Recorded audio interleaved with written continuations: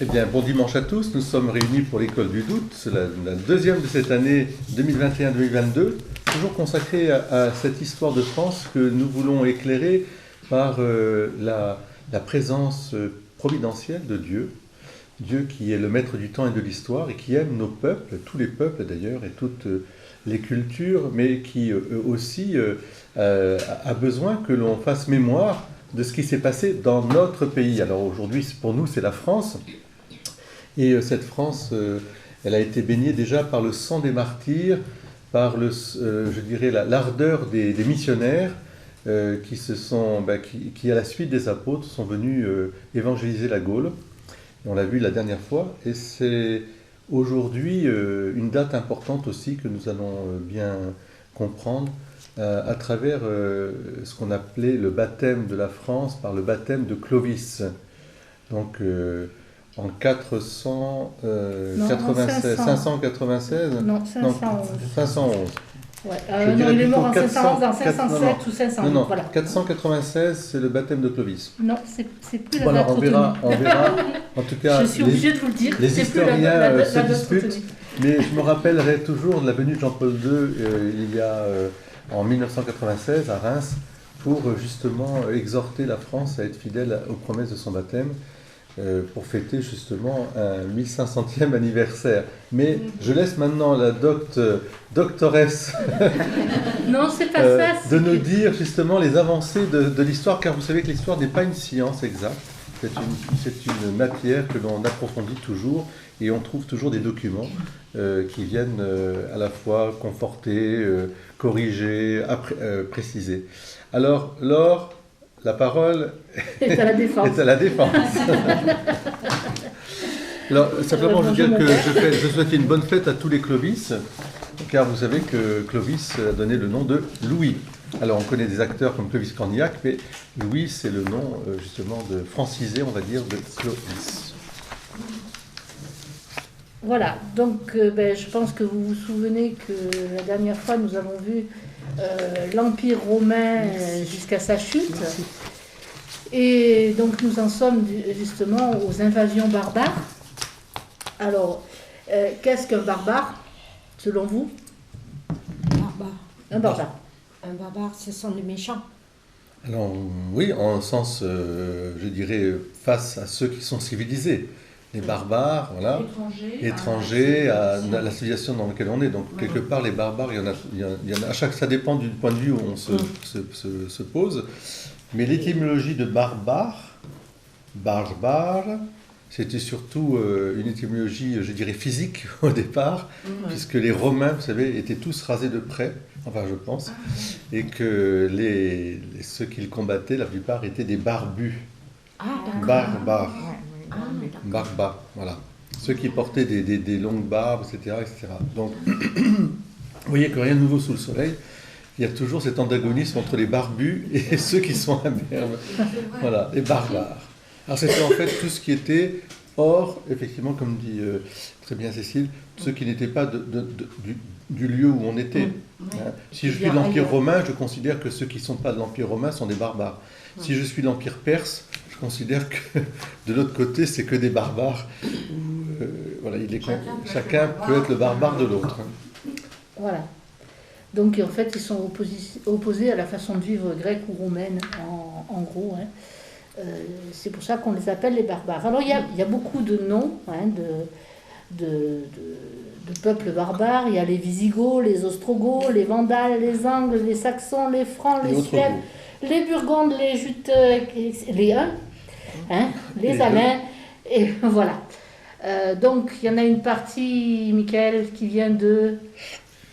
Les Visigoths qui viennent d'Espagne, les Ostrogoths, qui viennent d'Espagne, qui se sont installés en Espagne, voilà. Mais qui sont originaires du sud de l'Allemagne, sud-ouest, l'actuel Bade-Württemberg. Les Ostrogoths qui sont plus à l'est et qui ont envahi l'Italie, qui venaient plus tout ce qui était Bavière, tout ça. Les Vandales, alors eux, ils ont... par contre, ils sont passés aussi en Espagne avant de passer en Afrique du Nord. Les Angles, ils ont colonisé l'Angleterre, comme les Saxons d'ailleurs, une partie des Saxons. D'où les Anglo-Saxons. Oui. Bon, les Francs, on est leurs descendants. Mais ils sont d'où au départ? Les Francs, ils sont originaires de tout ce qui est du Tournésie, c'est-à-dire nord de la France, Belgique, Pays-Bas et même jusqu'en Thuringe, dans l'ouest de l'Allemagne. Les Suèves qui viennent du nord de l'Allemagne et qui se sont installés dans le nord-ouest de la péninsule ibérique, l'actuelle Galice et nord du Portugal. Les Burgondes qui ont donné la Bourgogne et qui venaient vraiment de l'est de l'Allemagne, quasiment de la Pologne. Les Jutes qui viennent du Danemark, pratiquement. C'est la péninsule du Jutland, c'est le pays des Jutes, donc ça correspond à la partie continentale du Danemark. Et les Huns, comme c'est marqué, ils viennent d'Asie centrale et ce sont des héritiers, parmi de nombreux peuples, des Scythes. Les Scythes. Un célèbre. Un célèbre Scythe? Un célèbre. Attila. Attila, voilà. Qu'on appelait deux. Voilà. Ils ne comptaient pas pour eux. En fait, ce qui est important de voir, c'est les premières invasions. C'est presque géographique, c'est-à-dire ceux qui sont aux frontières, entre guillemets, de l'Empire romain, ils poussent et puis ils vont s'installer. Et ensuite, on aura les autres invasions qui viendront encore plus du nord, mais qui redescendront aussi et qui s'installeront aussi. Et effectivement, comme tu dis très bien, dans toute la péninsule ibérique, hispanique, partout, on les trouve partout, en Sicile, on va les retrouver, etc. Donc tout ça, ce sont des couches successives qui arrivent. Donc ils sont polythéistes. Tu peux un peu parler du culte germano-nordique. Arien. C'est pas encore là. Oui, enfin c'est pas encore. C'est l'origine. L'origine là, déjà l'origine. Oula. Là, ça va être... Non mais explique un peu leur façon de penser quoi.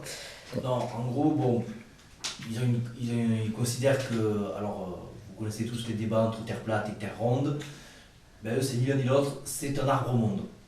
Voilà, comme ça met tout le monde d'accord.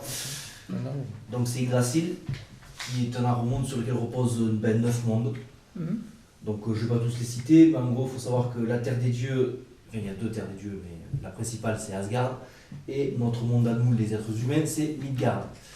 Et on parle aussi du royaume des morts, là où on est tous censés aller, le Helheim. Donc en fait, ils ont plusieurs dieux, ils ont beaucoup de dieux, énormément de dieux. Il y a tout ce qu'il faut. Ah non mais sans déconner, j'en ai trouvé plus d'une 60aine. Voilà. Donc les principaux, vraiment les principaux, Odin ou Wotan qui était leur chef, donc c'était le dieu des morts, du savoir et de la victoire. Il était représenté comme un dieu barbu et âgé, borgne parce qu'il a donné un œil à une fontaine pour obtenir sa sagesse, qu'on le connaît. Et il accordait la victoire à son peuple quand il le voulait, parce qu'il pouvait aussi les châtier.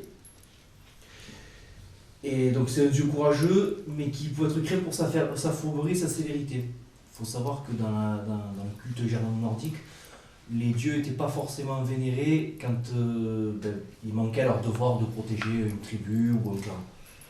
Donc les gens pouvaient lui retirer leur adoration pendant un temps. Sauf à Odin parce qu'il le prenait assez mal. Susceptible, Odin. Tu t'amusais pas à ça avec lui. Donc l'autre, Thor ou Donar, donc c'était le fils d'Odès, c'est le plus connu, notamment avec le super-héros de Marvel. Donc lui c'était un dieu de l'orage, de la pluie et aussi de la fertilité agricole du coup. Donc il est représenté comme un jeune homme dans la force de l'âge et dont la force physique dépassait de tous les hommes et de tous les dieux. Donc c'était le dieu le plus populaire, il était protecteur des paysans, des artisans et des forgerons. Et donc comme dans tout panthéon, il y a un mauvais, ici c'est Loki ou Log qui le tient. C'est une personnification littérale de la jalousie, de la traîtrise et de la malice. Il est aussi quelqu'un de très impulsif et d'assez inconséquent, puisque il finit, à force de la mettre à l'envers à tous les dieux, il finit par se faire capturer et enchaîner. Donc il se libérera le jour du Ragnarok, c'est-à-dire le jour de l'équivalent nordique de l'Apocalypse, où en gros c'est lui qui va diriger les forces du mal dans un ultime combat face aux dieux. Évidemment, il finira vaincu. Voilà. Donc ils ont une kyrielle de dieux, de déesses, voilà. Ils aiment faire parler des oracles, des choses comme ça. Ils ont des sacrifices humains, ils ont des sacrifices d'animaux, ils ont la panoplie complète du paganisme. Qui est un paganisme religieux.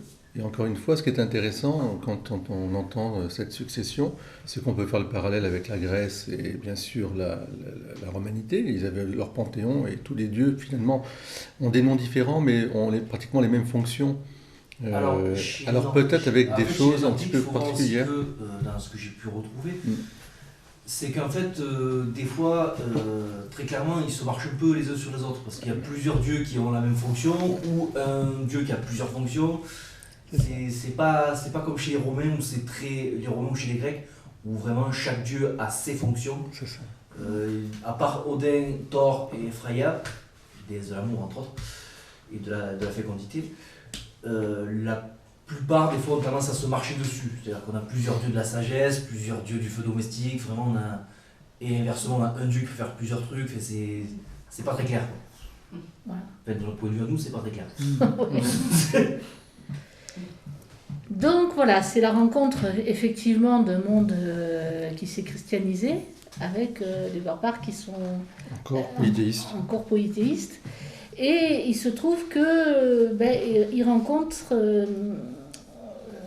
c'est la période de l'arianisme, et ils rencontrent les partisans de l'hérésie arienne. Oui, Ariane, oui, je sais pas comment on dit, oui. Donc si vous pouviez expliquer l'arianisme, mon père. En fait, ils vont rencontrer le christianisme. Mais dans le christianisme, il y a des tendances qui se sont opposées. Alors il y a une tendance particulière, c'était celle de dire que Jésus, bien sûr, était comme un héros parce qu'il a annoncé une religion d'amour, etc. Mais qu'en fait, il était bien fils d'homme, mais qu'on ne pouvait pas l'appeler vraiment fils de Dieu. Il était un homme supérieur aux autres, mais on ne pouvait pas dire qu'il avait été missionné par Dieu. Mais voilà. Donc dans cette vision, c'était un peu de dire que Dieu étant tellement Dieu, unique, que rien ne peut l'atteindre. Donc c'est pas possible que Dieu se soit fait homme, et surtout qu'il soit mort. Donc pour éviter qu'on dise que Dieu est mort, parce que ça, pour certains c'était inconcevable, on disait, bon, en fait, Jésus a été choisi par Dieu pour mourir sur la croix, pour nous sauver, certes, et c'est ça, mais en fait, ce n'est pas vraiment Dieu, il n'est pas le Fils de Dieu. Donc on acceptait vraiment Jésus comme un prophète, comme un sage, comme quelqu'un qui apporte une lumière dans le monde, mais pas pour dire Jésus-Christ, Fils de Dieu Sauveur. Et c'est là que l'arianisme donc diverge du christianisme proprement dit, c'est-à-dire qu'à un moment, il y a un combat, parce que si évidemment, comme dit saint Paul, le Christ n'est pas le Fils de Dieu Sauveur, mort et ressuscité, alors notre religion est vaine. Je ne vois pas pourquoi on croirait plus en Jésus qu'on croirait justement en Thor, en Odin, etc. etc. Donc c'est un vrai danger qui a miné l'Église pendant au moins 2 ou 3 siècles. Et dès le début de l'ère chrétienne, il y a cette tendance qu'on appelle aussi le docétisme au départ, mais qui va devenir l'arianisme. Et donc il y a un vrai combat qui va opposer des évêques, qui va opposer même des partisans, et des partisans même avec des pouvoirs impériaux. Donc c'est dire toute l'importance, par exemple, de la victoire de Constantin et du concile d'Éphèse qui suivra donc, en 315, 317, 321. Bon, 317, vous avez déjà l'Empire romain qui ne bascule pas vers l'arianisme et qui va vers le christianisme, dans son authentique message de la Trinité sainte, Père, Fils et Saint-Esprit, Jésus-Christ, Fils de Dieu Sauveur, dont ici à Carpentras, nous avons bien sûr la relique insigne du Saint-Cloud. Mais cette hérésie arienne, elle est toujours là présente, et comme ils sont aussi missionnaires, ce ne sont pas des gens qui restent là, là ils sont aussi très heureux de vivre l'évangile, mais sans aller au bout, eh bien, ils partent aussi évangéliser, et ça touche ces peuplades. Et il y a certains peuples dits barbares qui vont s'ouvrir davantage à l'arianisme Pourquoi? Parce que, quelque part, Dieu étant Dieu, il est là-haut, personne, voilà, on se soumet. Et puis, Jésus, quelque part, c'est un héros, c'est un super-héros, c'est, je dis pas comme Marvel, comme Thor, mais quelque part, c'est un peu ça. Mais ça reste qu'un homme. C'est pas, voilà. Et comme ça, ça permet de dire Dieu unique, et puis, voilà, on rentre pas dans le détail de la Trinité. Donc c'est un vrai danger qui était là, et effectivement, providentiellement, eh bien, il va y avoir cette opposition entre les Francs, et surtout par rapport à nous, pour nous la France, Clovis, par rapport aux autres peuplades qui se sont déjà installés autour.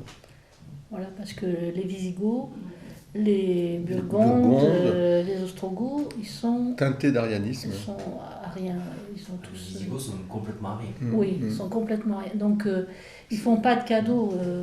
Ils font pas de cadeaux aux chrétiens. Et vous voyez, je fais une petite allusion parce que l'arianisme arien, la religion arienne, etc. Il y a aux prémices une divinisation de l'humanité, mais sans Dieu. C'est-à-dire, c'est Jésus-Christ, Fils de Dieu Sauveur. Il est vraiment homme, et il reste homme, c'est pas un super-homme, et il est vraiment Dieu, et il est Dieu, totalement Dieu, dans une seule personne, qu'on appelle le Fils de Dieu, Jésus. Il y a deux natures. Dans l'arianisme, c'est la confusion, et justement, c'est plutôt l'élévation d'un homme au-dessus donc une race supérieure. On voit bien qu'il y a quelque chose qui peut donner l'origine à cette divinisation fausse de l'homme qui se prend pour Dieu. Parce qu'il n'accepte pas que Dieu se fasse homme. C'est ça qui est un paradoxe. Mais lui veut se faire Dieu. Donc je trouve qu'avec la religion arienne, on voit les prémices aussi déjà du nazisme, mais qui est latent dans toute la culture saxonne, etc. En fait, on peut aussi faire un parallèle beaucoup de la mythologie grecque entre Hercule et Jésus. Hercule et Jésus, oui, bien sûr. Donc voilà, nous avons donc un peuple franc qui est divisé en deux parties, le peuple franc-salien et le peuple franc-ripuaire. Alors les ripuaires sont à l'est du Rhin et les autres sont à l'ouest. D'accord? Ça c'est pour vous situer. Et Clovis est un franc salien. D'accord. Pourquoi salien? Parce que ils sont au bord de la mer, tout simplement. Donc. C'est des francs salés. Voilà, c'est des francs salés. Voilà, exactement. Et les autres, c'était des francs d'eau douce. Donc, quelle est la généalogie de Clovis? Ça, c'est important. Ça donne les Mérovingiens. Son grand-père, c'est Mérové. Donc je pense que tu m'avais dit quelque chose sur Mérové qui était intéressant. Alors, selon la légende, Mérové, qui est le fils de Clodion le Chevelu, donc sa femme, un jour qu'elle se baignait, alors je ne sais pas si c'est en vrai, mais en tout cas elle se baignait dans une rivière, elle aurait été fécondée par une divinité marine qui aurait donné naissance à Mérové. Donc oui. Il est voilà, c'est pour dire que pour eux aussi il y a une ascendance divine. Oui. D'accord. C'est toujours la prétention justement du pouvoir de se relier à des origines divines pour donner leur légitimité, etc. La plupart quand même de ceux qui accèdent au pouvoir le font par force, par taille, estoc et épée, et aussi par courage, parce qu'en général ce sont les plus courageux, les plus braves, qui deviennent les chefs des clans. Après, il y a toute l'histoire qui s'écrit autour. Voilà. Donc après, Mérové a eu un fils qui s'appelait Childéric.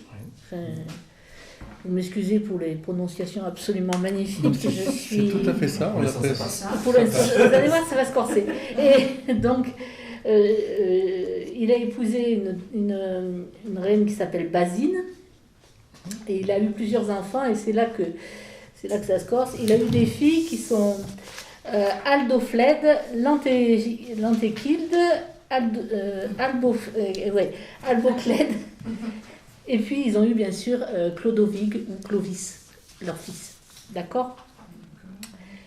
Donc, comment vit Clovis au départ? Vous savez que, vous savez peut-être pas, j'en sais rien, que les Francs, quand ils partent, ils amènent leurs troupes d'abord, et puis derrière, il y a les femmes avec les enfants. Ils ne séparent pas Ils ne se séparent pas, tout le monde part.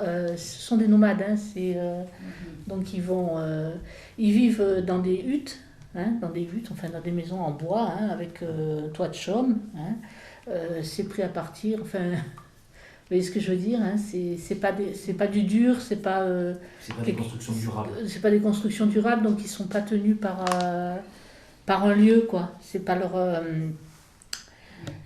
truc. Et donc au début, Clovis, il est souvent avec sa mère, hein, parce que son père, Childéric, il s'occupe du royaume, il est au combat, il est à la chasse, enfin, etc. Et puis vers 14 ans, finalement, son père se dit, non, je vais prendre un peu plus Clovis avec moi parce qu'il faut que je le forme. Voilà. Et donc, il va le former beaucoup à la chasse, mais enfin, il va lui apprendre le combat, il va lui apprendre tout ce qu'il faut. Et à 15 ans, Clovis, son père, meurt. Et Clovis devient roi. 15 ans. Voilà. Donc, à 20 ans, il se marie d'abord avec... j'aime bien ces noms-là. Théodéchilde, avec qui il a eu un enfant qui s'appelle Théudéric ou Thierry. Thierry, ça lui va beaucoup mieux, c'est plus facile. Et puis... Remarquez qu'il y a quand même toujours le nom de Dieu. Hein. Oui, Théo. Ouais. Théodéchilde, Théodéric, etc. Et après le décès de sa femme, il épouse Clotilde et a donc plusieurs enfants, Ingomère, Clodomir, Chilbert, Clotaire et une fille, Clotilde. Voilà. D'accord ?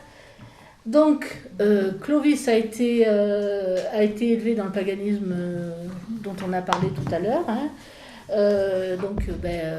Son dieu, c'est Wotan.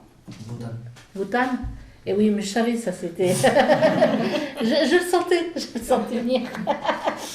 Hein. Et il aime particulièrement la chasse. Le soir avec son père, ce qu'ils aiment faire, c'est manger et puis écouter des joueurs de lyre ou voir des mimes en même temps vous voyez, comme ça se passait dans les cours, quoi. Hein. Et puis après, ils finissent avec des jeux de dés. Voilà. Oui, non, mais c'est assez traditionnel. Hein.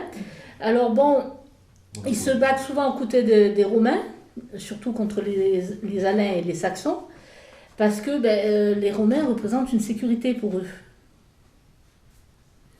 Oui, puis je pense qu'il faut quand même aussi ne pas oublier qu'on est en 400, vous voyez, de plus de 400 et quelques. C'est-à-dire que les Gallo-Romains, il y a une civilisation mixte, mélangée qui s'est faite, qui profite de la sagesse et de la paix romaine avec l'art de vivre et qui voit d'un très mauvais œil évidemment les invasions barbares, qu'ils considèrent eux maintenant comme des barbares, alors qu'ils sont eux-mêmes, bien sûr, ils ont gardé un mixte, un mélange de leurs traditions et coutumes.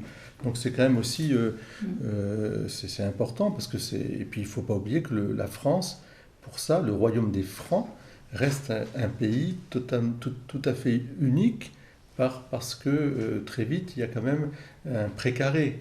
On voit bien que c'est un pays, qui est assez homogène, assez uni. Donc il faut défendre ce pays.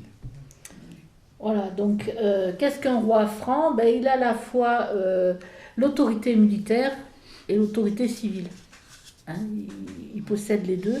Et son autorité militaire est très importante. Je veux dire, on le respecte, on le suit, parce que c'est un guerrier. Le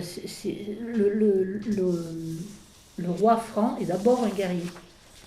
Ça, c'est très important, parce que pour nous, c'est pas aussi évident. Lui, il doit aller au combat, montrer le chemin, ne pas avoir peur, y aller, quoi. Et après, on le respecte. Et surtout que dans la religion germano-nordique, le fait d'être un guerrier conditionne l'accès ou non au paradis. Alors en plus. Voilà, en plus. Donc voilà. Donc à la mort de son père, il a 15 ans, donc il devient le roi. Et il va commencer à faire le tour des peuples, des tribus, enfin vous voyez ce que je veux dire, le tour. Et il va donc rencontrer l'évêque Saint-Rémy, dont mon père va nous parler, qui était Saint-Rémy. Saint-Rémy, donc c'est l'évêque de Reims, Donc, d'une manière providentielle, il est aussi, je dirais, le confident déjà depuis longtemps de la famille de Clotilde. Parce que quand il épouse Clotilde, c'est un bouleversement dans sa vie qui va l'amener, bien sûr, jusqu'à sa conversion. Parce que Clotilde est chrétienne, elle. Elle est chrétienne, elle vit justement sa foi chrétienne avec ses parents. Et elle n'entend absolument pas, en se mariant avec Clovis, céder je dirais, à renoncer à sa foi chrétienne. Alors que lui pratique plus ou moins des cultes qui sont liés à la guerre. Hein. Et Saint Rémy, l'évêque de Reims, a une grande influence spirituelle sur son époque, sur son temps. Il est reconnu comme l'avocat, je dirais, à la fois des populations qui ont besoin aussi d'être protégées, d'être secourues. Parce qu'il y avait beaucoup d'invasions, beaucoup d'épires, comme en fond la force était au plus fort, eh bien il fallait que lui, l'évêque, se mette un peu devant en disant non, il y a une autre autorité qui est importante, c'est celle de mettre sa force au service des plus pauvres et des plus fragiles. Et donc il va éduquer à travers les conseils qu'il donnera aussi à Clotilde, Clovis. Donc c'est vraiment un personnage tout à fait essentiel dans l'histoire de France. Et c'est pas pour rien que ensuite cette histoire va vraiment reconnaître ce personnage puisque tous les rois de France viendront se faire sacrer à Reims. C'est pas pour rien. Ça aurait pu être un autre endroit, ils auraient pu choisir un autre lieu. Non, c'est parce que là, ils voient vraiment le fondement même de cette dynastie royale à l'ombre de Saint-Rémy. Voilà. Donc, il faut voir que l'Église est le seul rempart contre la débandade qu'a subi tout l'État, en gros. Hein, parce que, bon, à force d'avoir des invasions à droite, à gauche et tout ça, vous n'avez plus rien qui gouverne, ça ne tient pas. Il n'y a que l'Église qui est là pour mettre de l'ordre. Elle fait reconstruire, par exemple, les aqueducs. Elle prend ces initiatives-là. Elle s'occupe des pauvres, elle s'occupe du peuple, quoi. Et il n'y a plus d'État en face. Oui. D'accord ? Surtout que l'Empire romain, il est juste de s'effondrer. Voilà. Il n'y a plus d'État en face. Il faut vraiment que... C'est l'Église qui joue ce rôle à ce moment-là. Donc, quand il va voir Saint-Rémy, il rencontre quelqu'un de très important. C'est un pilier. C'est quelqu'un qui va lui montrer le chemin. Et Saint-Rémy commence dès le départ à lui dire, attention, tu es le roi, ok, je connaissais ton père, etc. Enfin bref, je connaissais tout... mais n'oublie pas que tu dois toujours être au service des plus fragiles, des plus... Tu as des devoirs, en fait, as des devoirs, envers le peuple. C'est pas simplement... tu n'as pas que des droits et droits de ceci voilà. et cela. Et il lui rappelle une chose, c'est que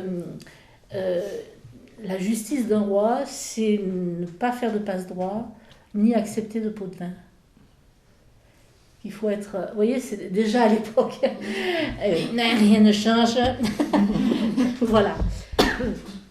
Donc, Saint-Rémy, c'est quelqu'un qu'il va rencontrer régulièrement, très régulièrement, avec qui il va avoir un lien très très fort.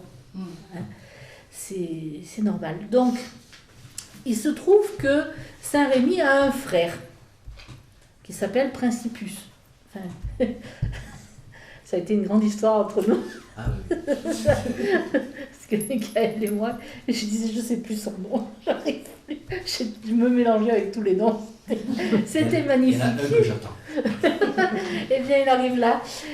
Eh bien, il arrive et il est donc à Soissons, ce brave homme, et c'est Syagrius. Bravo. Ouais. Tu as réussi. J'ai réussi en une seule fois, je ne dirai pas plus. Donc c'est le roi de Soissons, et c'est un grand ami des Visigoths. Alors les Visigoths, comme on vous a dit, ils sont des colonnes d'Hercule. Vous savez où elles sont, les colonnes d'Hercule ? Normalement, ils sont du côté de... Gibraltar. Gibraltar, voilà. Oui. Ce qu'on appelle les colonnes d'Hercule, jusqu'à la Loire. D'accord ? Donc vous voyez le territoire qu'ils ont. Hein ? Ils ont donc l'Espagne, la moitié de la Gaule, l'Aquitaine, la Septimanie, ce qu'on appelle aujourd'hui l'Occitanie, d'accord ? La Provence. Le roi, c'est... Hein ? Toute la péninsule ibérique, c'est-à-dire Espagne et Portugal inclus. Oui, enfin oui, ben voilà. Hein ? Donc vous imaginez le royaume que c'est les Visigoths. Tous à rien, d'accord. Le roi c'est Alaric II, et ils ne sont pas avares de maltraitance sur les Nicéens, ce qu'on appelle à l'époque les Nicéens, c'est-à-dire ceux qui respectent... Ce ne sont pas ceux qui habitent Nice, pas encore. Et non. Mais bien que Niké, c'est la victoire, hein, mais c'est parce que de fait, c'est le concile de Nicée dont j'ai parlé au tout début, qui est vraiment le premier grand concile œcuménique qui établit la foi catholique, c'est-à-dire la foi orthodoxe, si vous voulez, la foi universelle, avec le credo, et en appelant justement vrai Dieu né du vrai Dieu, lumière né de la lumière, enfin Jésus-Christ, vous voyez, pour bien, et puis né de la Vierge Marie, vous voyez, donc il y a vraiment une affirmation contre l'arianisme que Jésus est vraiment le Fils de Dieu à part entière. Il est totalement homme et totalement Dieu, dans ces deux natures unies en une seule personne. Très très important ce concile. C'est le premier grand concile de Nicée. Ben, le concile de Nicée, je n'ai pas mis la date. C'est bon. 321 des mémoires. De mémoire, peut-être 315 même. 315 peut-être, voilà, je pense. Voilà. Donc, Syagrius, 2 fois sans faute, Syagrius est une menace en fait pour Clovis, parce qu'il est très proche de son royaume, qu'il est un allié des Visigoths, et que c'est un danger aussi pour l'Église, notamment à Soissons, avec Principus, qui est le frère de Saint-Rémy. C'est un danger pour l'Église, c'est un danger pour les Romains. Donc il pose vraiment problème, Syagrius. C'est vraiment le souci du moment. D'accord ? Donc les Romains sont du même avis que Clovis. Syagrius, il faut faire quelque chose. L'Église est du même avis aussi. Il faut absolument faire quelque chose parce que sans ça, ça va devenir Visigoth très très vite et il va y avoir un problème pour tout le travail que fait l'Église, etc. Donc, Clovis va être aidé par des troupes, des membres de sa famille, notamment Racanière de Cambrai et Chararic du nord de la Belgique. Et il s'engage dans la bataille pour Soissons. Je pense que vous avez tous entendu parler de la bataille de Soissons. Oui. Du Var, déjà. Voilà. Donc, Clovis fait fuir Syagrius et il prend son château. Alors, pour un roi barbare, c'est quand même un truc assez exceptionnel. Il vivait, je vous ai dit, dans des cabanes, et d'un coup, il va prendre possession d'un château. C'est quand même quelque chose qui ne faisait pas d'habitude. Donc, il va rendre visite à l'évêque Principus, et c'est là qu'il apprend que, parce qu'il y a une tradition, une tradition, je ne sais pas comment appeler ça, mais quand ils ont, oui c'est une tradition, hein, quand ils ont fait la guerre et qu'ils ont gagné, les soldats ont le droit de piller. Ça fait partie de leurs droits. Hein, donc de tout temps. Les Romains faisaient la même chose, les Grecs aussi. Il y avait pendant un jour et demi, on livrait la vie au pillage et puis après on ramenait de l'ordre. Voilà. Mais bon, il y a le pillage. Et au cours de ce pillage, ils se sont attaqués aux églises. Et notamment, ils ont pris un calice. Un calice dans l'église de Reims.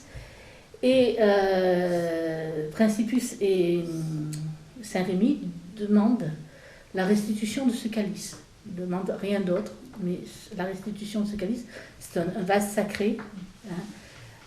Ils veulent le récupérer. Donc Clovis s'engage à rendre ce vase. Et il se trouve que quand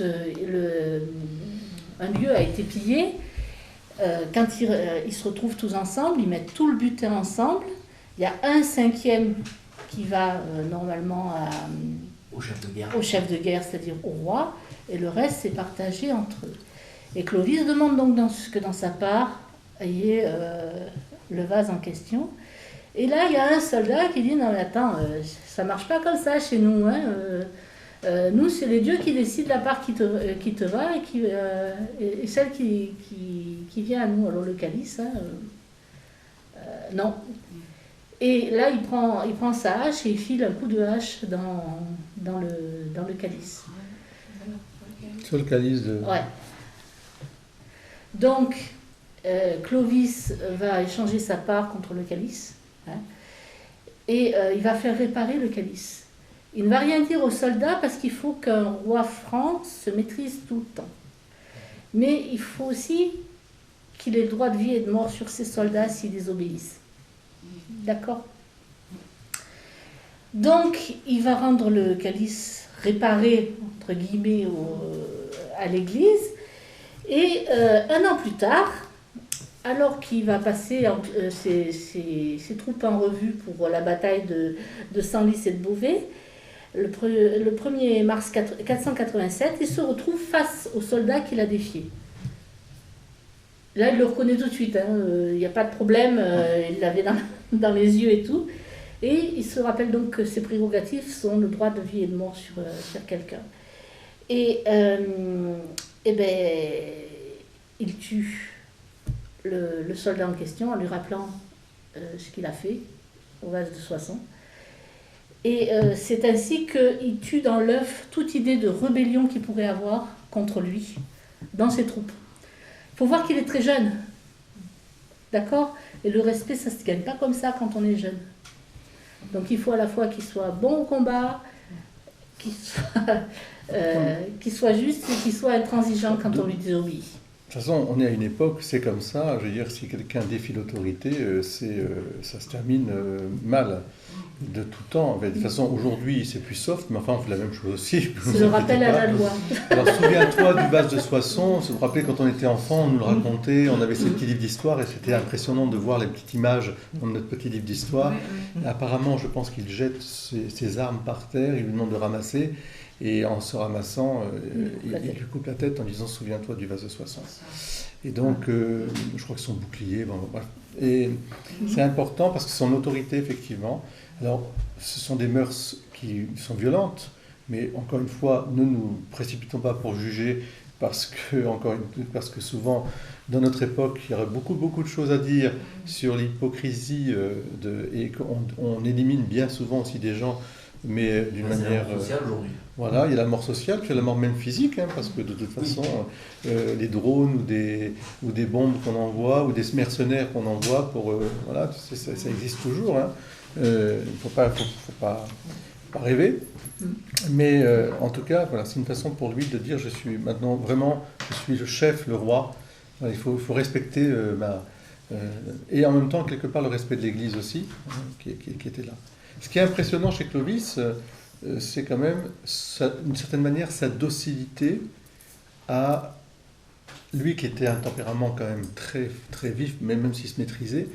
Il était obligé, ça se fait partie c'est une docilité qu'il doit à sa femme, parce que je reviens toujours à Sainte-Clotilde, c'est très important, comme Augustin avec Sainte-Monique, et puis comme d'autres rois, je pense aussi plus tard aussi, les épouses ou les épouses successives, on va avoir un grand rôle, et en tout cas Clotilde, c'est ça, et l'évêque de Reims. Dans le cas de Clovis, il faut aussi rappeler que l'Église l'aidait à asseoir son pouvoir sur une région qu'il maîtrisait mal. C'est ça.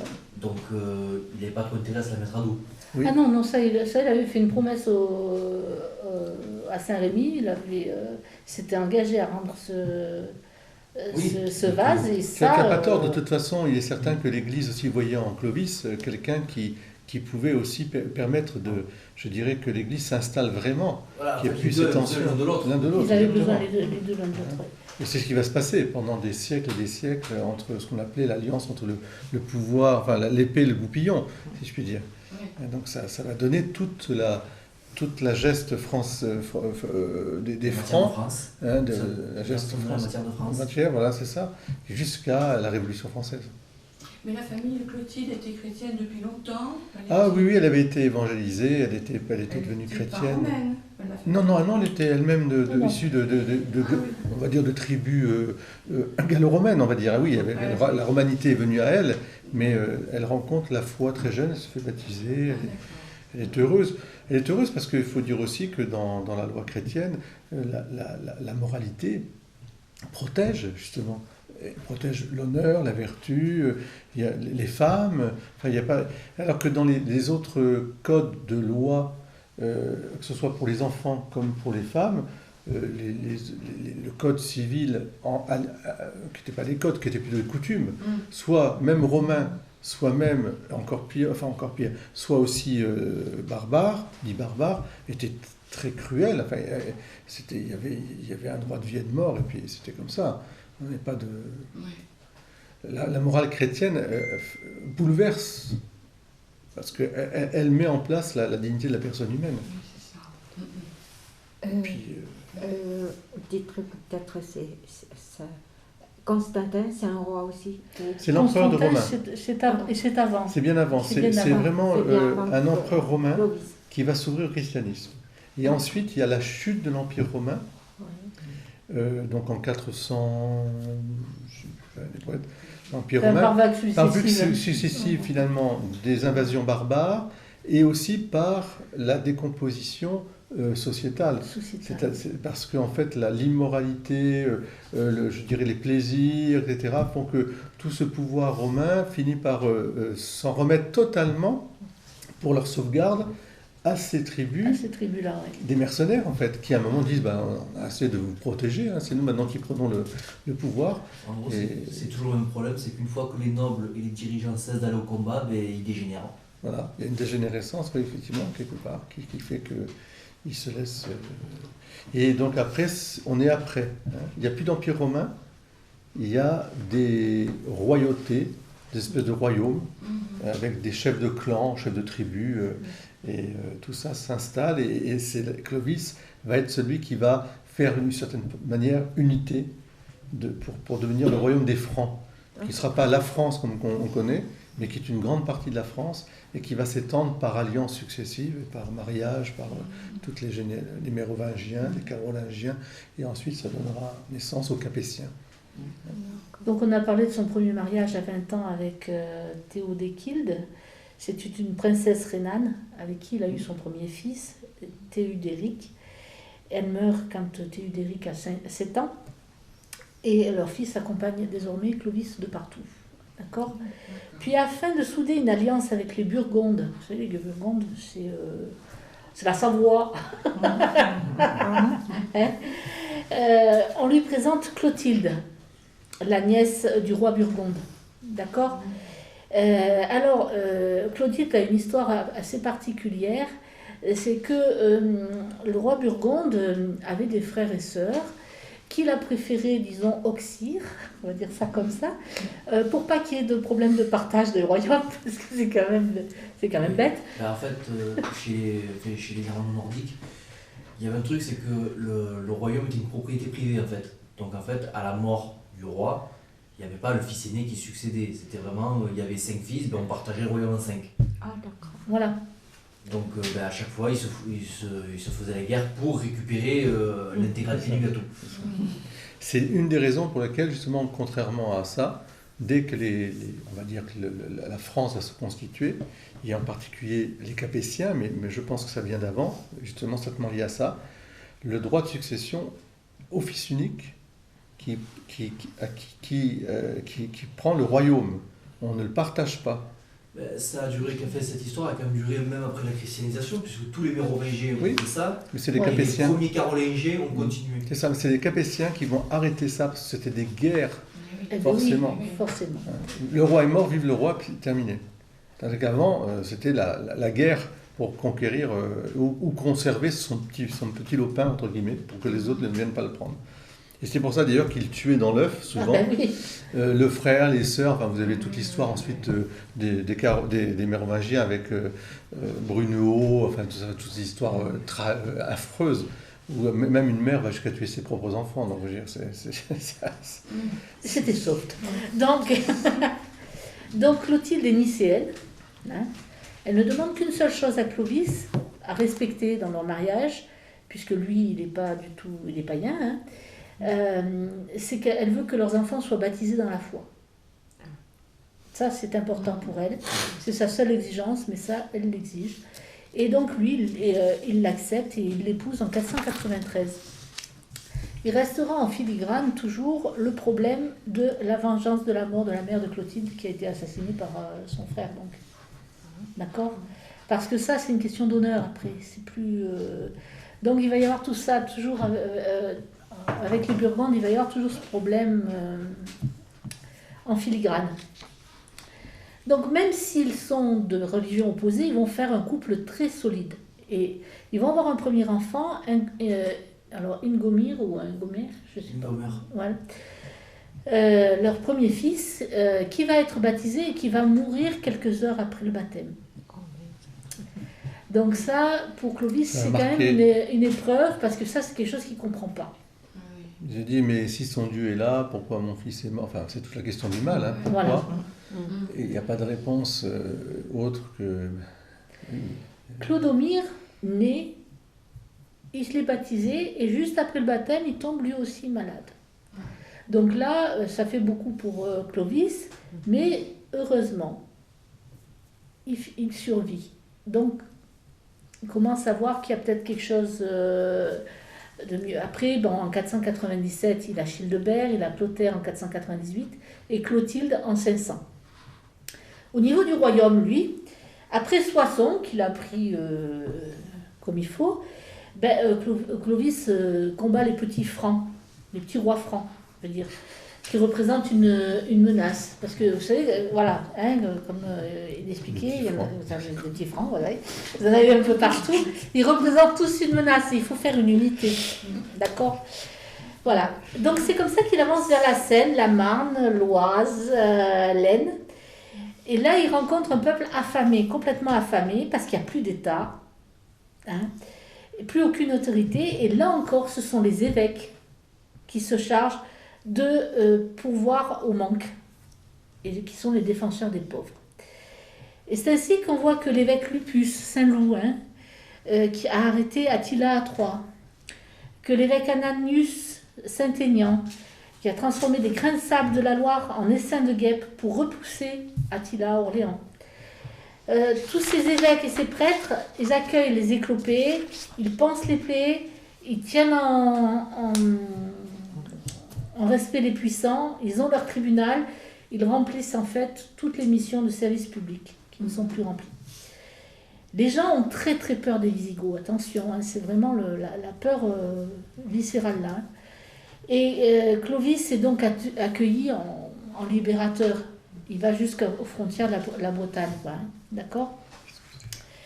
Et puis, il veut prendre Lutèce, et c'est là qu'il va rencontrer Sainte Geneviève. J'aurais aimé que vous présentiez Sainte Geneviève, mais bon. Sainte Geneviève, sur le mont des martyrs, d'ailleurs, il y a un nom martyr. Sainte Geneviève, vous la connaissez, c'est la patronne de Paris, patronne aussi de la France. Et Sainte Geneviève, que je vous quitte parce que j'ai la messe à célébrer, mais elle est d'abord une consacrée à Dieu, toute petite, elle a été consacrée. Donc il y a aussi une découverte de la vie consacrée que Clotilde connaissait. Il y a déjà des religieux, des religieuses. Elle a sa sœur qui est religieuse. Et puis Geneviève a une telle autorité sur Lutèce qu'elle est comme une espèce de rempart à elle toute seule. Et on connaît l'anecdote avec Attila et Léa. Et puis avec d'autres qui ont essayé aussi de prendre Lutèce. Elle est toujours venue à la défense de la ville de Paris. Et donc Clovis va aussi bien sûr rencontrer Sainte Geneviève. Et ça va être une très belle rencontre aussi pour lui, parce qu'il va comprendre qu'on peut aussi prendre, entre guillemets, devenir protecteur d'une ville sans l'attaquer, la piller, mais simplement parce qu'on vient comme protecteur, justement, et non pas comme envahisseur, en respectant. Donc Sainte-Geneviève aussi a une grande importance dans l'histoire de Clovis. Et je vous dis, ce sont des saints autour de lui, parce que Clotilde deviendra sainte, elle est Sainte Clotilde. Vous avez Sainte Geneviève, vous avez Saint Rémy et d'autres. C'est cette histoire de Clovis qui est très importante parce qu'elle est, je dirais, précisément la résolution soit face au mal et aux esprits qui nous entourent, soit on tombe dans un polythéisme avec aussi tous les excès qu'il y a, même si c'est une réponse, mais une réponse inadéquate, soit on se tourne vers la force brute, et ça devient aussi une anarchie. On va tomber dans l'anarchie très vite aussi, puis ce ne sont que des vengeances. Et le christianisme apporte justement une nouvelle civilisation, une façon de concevoir nos rapports avec confiance, où Dieu veille sur nous. on peut le connaître, on peut l'aimer, et il nous demande de nous aimer les uns les autres comme il nous a aimés, c'est-à-dire aussi jusqu'au pardon, pour la vie éternelle. Donc il y a aussi un rapport à une vie éternelle qui est la résurrection. Donc c'est très important parce que ça a façonné ensuite une vraie civilisation. C'est pour ça qu'aujourd'hui, il est nécessaire de revoir cette histoire de France pour mieux en comprendre à la fois les enjeux, ce qui était en jeu à l'époque, c'est toujours en jeu pour nous aussi, hein, et parce qu'il ne faut pas croire qu'on est assis sur des valeurs qui ne peuvent pas vaciller. Si on coupe toutes les racines tous les ans, ben, ce sera autre chose. Qu'est-ce qu'on veut ? C'est pour ça que je fais allusion quand même malgré tout, parce que ça me semble important. Soit on a un monde, comme dit Jésus, soit on choisit l'argent au sens, non pas de l'argent, mais du pouvoir, d'un monde sans foi ni loi, soit on se soumet à un dieu ou des dieux complètement horribles qui demandent la destruction finalement les uns des autres, parce que c'est ainsi. Donc c'est plus une civilisation de l'amour, du respect, et d'une fraternité finalement, qui soit une fraternité universelle, parce que reliée à Dieu. C'est là l'enjeu. Pourquoi étudier l'histoire de France nous montre aussi ce que tous nos pères dans la foi ont conquis de haute lutte pour que nous puissions vivre ce qui nous paraît normal dans une liberté, une égalité, une fraternité qui a toujours besoin bien sûr d'être mis en valeur, mais qui sont des vertus chrétiennes, des valeurs évangéliques, qui ont été bien sûr prises ensuite par la République, mais elles appartiennent au fond de l'Évangile. Et c'est très important parce que la liberté est le fondement de la vie. S'il n'y a pas de liberté, il n'y a pas de vie humaine. L'égalité, c'est le rapport justement homme-femme et même les enfants, c'est-à-dire nous sommes tous égaux en dignité. Et sa fraternité, ce n'est pas une fraternité à l'horizontale, c'est une fraternité parce que nous sommes les enfants et enfants de Dieu. Vous comprenez ? C'est ça qu'il nous faut prêcher. Et il faut reprendre ce vocabulaire, même si parfois il est dévié. Mais il faut le reprendre. On peut dire, oui, il est voilà. dévié, oui. Mais il faut le reprendre, mais il ne faut pas l'abandonner. Ah non, ça je suis d'accord. Parce qu'il y a d'autres civilisations qui ne considèrent pas la liberté. Il y a une tolérance, qui ne considère pas l'égalité, surtout pas. Et puis la fraternité, n'en parlons même pas. Mais c'est le socle même de l'Évangile.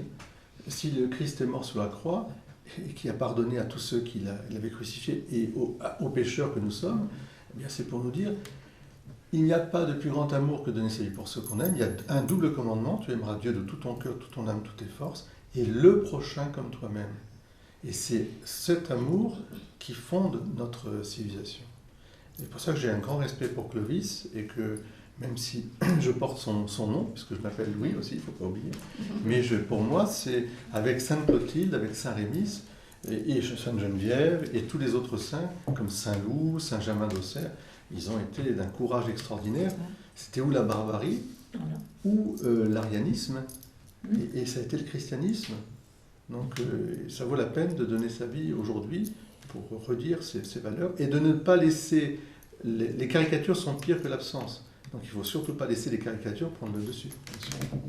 Voilà. Je vous souhaite un bon dimanche. Je suis à Sèvres. Voilà. Donc, Sainte Geneviève, c'est quelqu'un qui est très important pour Paris, comme vous l'avez compris. Hein. C'est quelqu'un qui a réussi à détourner les uns de Paris par la prière et qui a quand même bougé tout son peuple pour qu'il prie avec elle. Hein. Elle est capable, pendant les sièges, de descendre la Seine avec des barques pour aller chercher de la nourriture et les remonter dans Paris assiégé. Elle n'a peur de rien, hein. C'est vraiment une femme extraordinaire. Donc les Parisiens l'aiment profondément. Et il se trouve qu'elle connaissait le père de Clovis et qu'elle avait beaucoup de respect pour le père de Clovis. Donc quand elle rencontre Clovis, pour elle c'est plus facile puisqu'elle avait déjà beaucoup de respect pour... Et Clovis en avait déjà entendu parler, plus ou moins. Il savait qui c'était. Donc, elle va devenir une mère de remplacement pour Clotilde. C'est que comme elle a été tuée, sa mère, par son oncle, hein, donc elle retrouve chez Sainte Geneviève une mère pour l'accompagner, pour la guider, pour la guider dans son mariage, etc. Donc c'est quelqu'un qui est très, très important. Mais voilà que le royaume de Cologne est menacé par les Alamans. Les Alamans qui vont donner donc les Allemands. Vous avez tout deviné, c'est merveilleux, c'est extraordinaire. Donc, ils cherchent des terres. Vous savez, c'est ça le problème des barbares, c'est que comme ils sont nomades, quand il n'y a plus rien à un endroit, ils vont chercher ailleurs, hein, simplement. Les autres. Voilà. Ou apprendre. Voilà, ils prennent, hein, voilà, c'est leur façon de faire. Hein. Et il cherche des terres et donc c'est la guerre. Alors il va demander l'aide au roi Ripuaire, puisque c'est un franc aussi. Hein. Il va lui demander de l'aide et ils vont avoir donc ce qu'on appelle la bataille de Tolbiac en 496, ou qui s'appelle aussi Tulpiacum. Alors voilà, c'est des noms. Hein. Voilà, Tolbiac c'est bien. Hein. Tolbiac c'est bien. Voilà. Donc, l'issue de la bataille n'est pas si évidente que ça. Et la première chose que fait Clovis en tant que païen, c'est de s'en remettre au dieu Wotan. Wotan. Eh bien, Wotan. Wotan. Il s'en remet d'abord à son dieu. Et puis, non, ça ne fonctionne pas. Et là, on lui fait remarquer que non, s'en remettre à un dieu qui n'existe pas, ça ne peut pas fonctionner. Et on lui dit, tu devrais te mettre à genoux et prier le Dieu de ta femme pour qu'il t'aide dans cette victoire. Et là, c'est le premier engagement de Clovis à aller vers le baptême.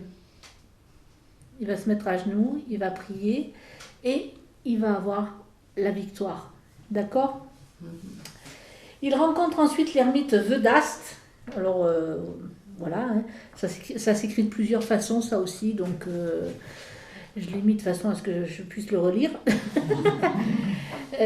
qui a un charisme de guérison et qui, sous les yeux de Clovis, va guérir un aveugle. Et qui lui dit, mais retrouver la vue, c'est pas simplement pour un aveugle, ça veut dire plein de choses. Et là, Clovis, sur le coup, il comprend pas, mais il va comprendre petit à petit ce que voulait lui dire l'ermite. Donc vous avez à l'ouest les Visigoths, au sud les Ostrogoths, au nord les Hérules, les Varnes, ouais c'est ça, les Thuringiens qui rêvent de venger les Alamans. Oui, parce que, vous voyez.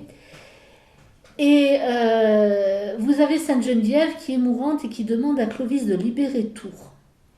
De faire quoi? De libérer Tours. Elle lui demande aussi d'embrasser la cause nicéenne. Et ça va se précipiter parce que les Visigoths vont prendre la décision de raser une église nicéenne, catholique donc, à Narbonne. Tout ça parce qu'ils n'avaient pas une belle vue. C'est embêtant quand même. Donc, ils vont raser l'église et puis ensuite ils vont prendre l'évêque de Tours et son successeur et ils vont les déporter. Je vous ai dit, ils n'étaient pas tendres hein, avec les Nicéens. C'était pas, Et partout... d'un coup, on s'attaque aux dignitaires catholiques. D'accord ? Donc, Alaric succède à Euric. Les Ostrogoths sont très occupés en Italie. Clovis en profite donc pour s'opposer à Alaric. Parce que si vous avez les alliés des Visigoths qui sont occupés ailleurs, vous pouvez attaquer avec plus de sécurité. D'accord ? Donc, il faut que soit la victoire sur l'arianisme, soit la fin du catholicisme. Hein, d'accord ? Et sans ça, il faut que ce soit la victoire du catholicisme sur l'arianisme. Non, on n'a plus le choix. C'est vraiment la bataille qui va décider du sort de la France. Alors avec Clotilde, qu'est-ce qu'il fait ? Il va se rendre sur le tombeau de Saint-Martin de Tours. Vous vous souvenez de Saint-Martin ? Vous savez qu'il avait coupé son... Voilà, c'était un guerrier, lui aussi au départ. Hein.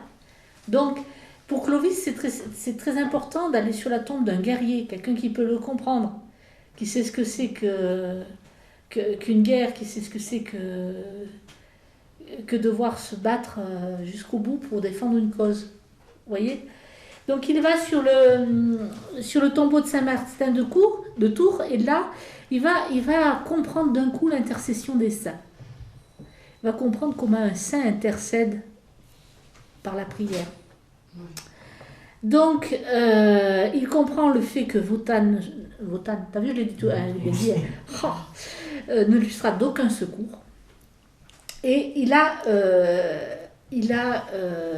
des signes, notamment quand il arrive là où est enterré Saint-Martin de Tours, il entend un psaume qui est chanté, qui parle justement de la guerre et de la victoire. Alors qu'il y a, vous voyez, il a des signes qui l'emportent. Et donc, là, il sait que quand il reviendra de la guerre, il demandera le baptême, cette fois-ci. Ça, c'est sûr. En face, il a Alaric qui manque d'hommes et d'argent. L'argent, c'est crucial pour faire une guerre, vous êtes d'accord? Et les hommes aussi. En fait, il a un problème aussi, c'est que son royaume est tellement grand qu'il n'arrive pas à le couvrir en entier. Oui, il lui faut des hommes pour ça. C'est ça, l'essentiel de ses troupes est en Espagne et lui, il est loin d'Espagne. Et oui, donc on ne peut pas tout faire. Il faut de l'argent et des hommes. Ça, il n'a pas. Donc, cette situation préfigure la naissance d'une nouvelle nation. Et c'est ainsi que va se livrer près de Poitiers la bataille de Vouillers. Voilà. À cette bataille, on va voir apparaître pour la première fois la fleur de lys. Jusqu'à présent, on avait des crapauds et des croissants sur les trucs francs. Bon, ça se fait, hein, mais c'était pas... voilà. Là, pour la première fois, on voit arriver la fleur de lys. Donc, vous voyez cette fleur de lys, d'où elle vient, hein, celle qui représente les rois de France. D'accord? Et puis Saint-Rémy, il a remis à Clovis une fiole de vin. D'accord? Une petite fiole de vin. Et lui a dit, tu vas en boire et tu vas en faire boire autour de toi. Et tant qu'il y aura du vin dans cette fiole, tu seras sans crainte parce que ça veut dire que ça va aller. Et la fiole, ils en boivent, et bien il n'y a jamais de faim. D'accord? Il n'y a jamais de faim. Donc, ça lui permet d'aller jusqu'à Narbonne. Et je vais vous dire, Poitiers-Narbonne, c'est pas tout... c'est pas tout. À l'époque, il n'y avait pas le TGV, il n'y avait pas tout ça. Ça se fait pas d'une seule traite, normalement. Heureusement qu'il n'y avait pas d'alcotest à l'époque. Oui, parce que la fiole... voilà, c'est vrai. Voilà. Et donc là, il gagne, bien sûr, contre les Visigoths, et il est élevé au rang de consul. D'accord? Il réalise enfin l'unité de la France. Ça, c'était le truc qu'il fallait qu'il fasse. Il revient à Soissons, il va voir l'évêque Principus et réalise que son baptême doit être accompagné de celui de ses troupes. Pourquoi? Parce qu'il n'aurait pas pu rester à la tête du peuple franc s'ils n'avaient pas eu tous la même religion. Et oui, je vous l'ai dit, il y a vraiment des choses très très fortes. Il faut que tout le monde soit d'accord. Il faut qu'il représente son peuple. D'accord? Et donc là, on se rend compte que pour qu'il assure la fidélité de tous, il va falloir que lui soit baptisé et que ses hommes soient baptisés. Donc il va recevoir l'enseignement pendant toutes les nuits, il va aller recevoir l'enseignement, la journée il va être à ses occupations, mais la nuit il va recevoir l'enseignement de Saint-Rémy. De Saint-Rémy, ouais. Et la date du baptême, comme vous avez vu, nous n'étions pas d'accord, ça a toujours été un problème. Pourquoi? Parce que ça a été mis en 480, etc. 190, enfin je ne sais plus combien. 496. Oui. 496, voilà. Et en fait, Sainte Geneviève était encore vivante à ce moment-là. Donc si Sainte Geneviève a été vivante, elle aurait été présente. D'accord. Il faut voir que la date de Noël, c'est c'est celle qui a été arrêtée. Pourquoi? Parce qu'il ne fallait pas que ce soit très loin des victoires contre les Visigoths. D'accord? Donc il fallait que ce baptême ait lieu juste après la bataille contre les Visigoths. Pas longtemps après, parce que sans ça, vous savez, le charme d'une victoire, ça passe vite dans la tête des gens. Hein. Surtout à une époque où ça se castagne en permanence. Voilà, donc voilà. Donc on pense que ça a eu lieu le 25 décembre 508. Pourquoi le 25 décembre? Parce que c'est un soleil qui naît, le Christ. Et là, c'est une nation qui naît. D'accord? Voilà. Ils n'ont pas pu attendre Pâques. Normalement, c'est pas possible. Ensuite, il y avait un autre problème, c'était les millénaristes. Ils avaient décidé, vous savez, on en a toujours des millénaristes, hein, ça n'a pas changé. Ils avaient décidé que la fin du monde aurait lieu entre le 505 et 510. Et vie. Donc il fallait combattre aussi cette idée. Une nouvelle nation avec un avenir, le jour de Noël, avant 510, c'est quand même important de donner le signal que, vous voyez. Et puis dernier lien avec le paganisme germano-nordique, oui. Le 25 décembre correspond, alors la fête était mobile, mais c'était dans ces eaux-là, à la fête de Yule, qui était l'équivalent nordique du Sol Invictus. Voilà. Donc vous voyez, il y a plein de symboles qu'il fallait réunir pour pouvoir faire en sorte qu'un peuple païen puisse devenir un peuple chrétien.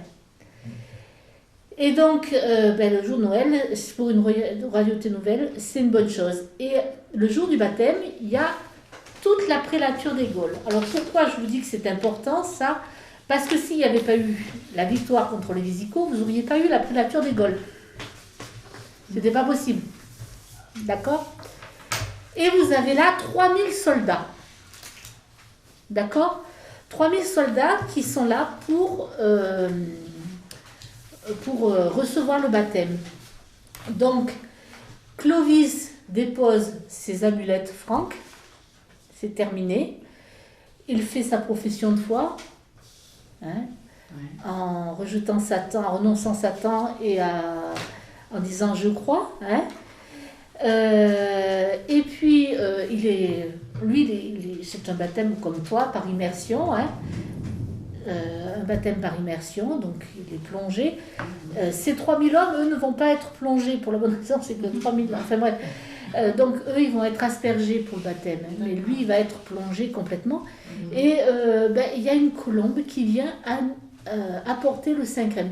Pourquoi je vous dis que c'est important? Parce que en fait, il y avait tellement de monde que la personne qui était chargée du Saint-Crème n'arrivait pas à passer. Hein, vous avez 3000 soldats à baptiser, ça fait du monde. Et bien, c'est une colombe qui rentre soudain et qui vient amener le Saint-Crème à Saint-Rémy. J'étais à Reims alors, ça, hein? Ouais, à Reims. Voilà. D'accord? Nous sommes à Reims, effectivement. Puis après, on baptise ses sœurs à Clovis. Alors, certaines étaient païennes et d'autres étaient ariennes. Donc, celles qui étaient ariennes n'ont pas été rebaptisées, mais ont fait une profession de foi. D'accord? Voilà. Et puis, Clovis choisit à ce moment-là Lutèce comme capitale, qui sera appelée désormais Paris. À 44 ans, il tombe une première fois malade. Il est guéri par un abbé. Puis, après avoir éliminé le successeur des Ripuaires, c'est lui-même, il n'était pas toujours... Hein, voilà. Des bonnes vieilles habitudes, ça se change pas comme ça. Voilà. Il prend Cologne. Voilà. Et là, vraiment, vous avez tout le peuple franc maintenant, puisque Cologne est pris. Hein. Vous allez voir que ça a de l'importance. Pour la suite aussi, Cologne. Voilà. Il devient un roi législateur en faisant la loi salique. Donc, vous connaissez la loi salique. Vous en avez entendu parler. Il y a 2 lois saliques. Il y a 2 lois saliques, oui, c'est vrai. Vas-y. Ah. Vas-y. Alors, je connais surtout la deuxième en fait.